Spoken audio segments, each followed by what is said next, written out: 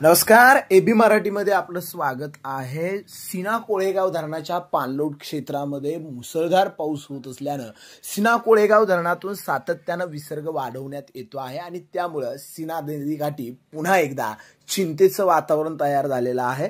आज दुपारी सीना कोळेगाव धरणामधून सोडण्यात येणाऱ्या विसर्गामध्ये वाढ करण्यात आलेली असून 3 वाजता सीना कोळेगावचा विसर्ग हा 67,790 क्युसेक्स इतका वाढवण्यात आला आहे। सकाळी हा विसर्ग 40,000 क्युसेक्स होता, तो 50,000 क्युसेक्स दुपारी 1:30 वाजता 60,500 क्युसेक्स करण्यात आलेला होता आणि त्यामुळे आणखी या ठिकाणी 7,000 क्युसेक्सने वाढ झालेली आहे आणि त्यामुळे सीना नदीमध्ये एकूण विसर्ग आपण पाहिला तर चांदणीमधून 9,442, खासापुरी 22,668, भोगावती 29,700 आणि सीना कोळेगाव धरणामधून 67,790 असा 1,29,600 क्युसेकचा विसर्ग येतो आहे आणि त्यामुळे पुन्हा एकदा सीना नदी ही धोकादायक पातळीवरून वाहण्याची शक्यता आहे।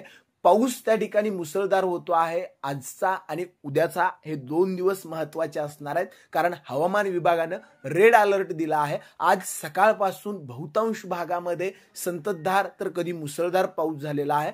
आज दुपारी 3:30 वाजता पावसाने थोडीशी विश्रांती घेतलेली आहे। ही विश्रांती कायम राहावी, सीना नदीमध्ये येणाऱ्या पाण्याचा विसर्ग वाढू नये ही आपल्या सर्वांचीच अपेक्षा आहे, कारण सीना काठी अत्यंत भयावह विदारक स्थिती झालेली आहे। मात्र पाऊस झाला तर विसर्गामध्ये वाढ होते आहे आणि त्यामुळे सीना नदीकाठच्या लोकांना सुरक्षिततेच्या दृष्टिकोनातून मी सीना काठचे अपडेट दर तासाला त्या ठिकाणी देतोय।